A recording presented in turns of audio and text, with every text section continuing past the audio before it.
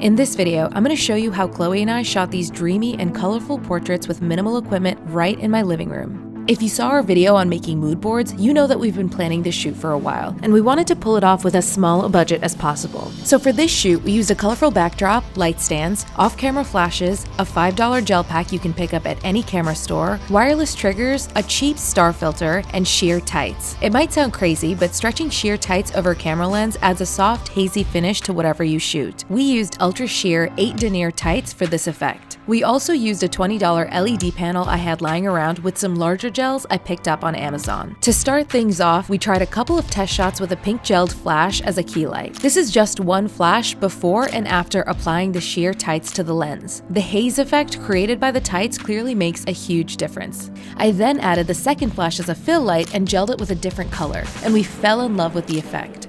With the second flash pointed almost towards the camera, the star filter added these cool rays of light to the left of the frame. As we kept shooting, I continued to make adjustments to the light. I started using an umbrella to create a bigger, softer wash of color. Eventually, I also threw in the LED panel to wash out the colors on our faces and give our skin tones more depth.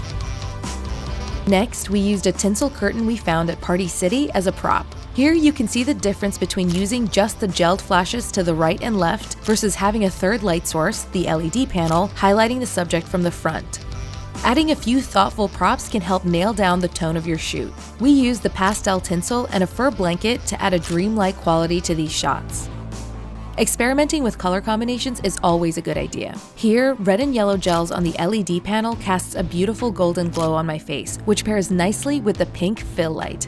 For the next few photos, I used about 3 different blue gels to create a deep blue fill light, offset with a rich red on the second flash. Layering gels can help you achieve richer colors, but also cuts a lot of light in the process, so remember to raise the power of your flash to compensate.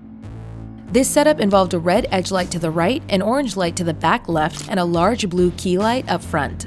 Finally, for close-ups, using an edge light with a contrasting color helps separate the subject from the background, but take the time to plan it out. Every movement your subject makes will affect where the light will or won't fall. Overall, utilizing colored light is a great way to inject a ton of atmosphere and creativity into your photography, and it doesn't have to be expensive or difficult. So get out there and try it out.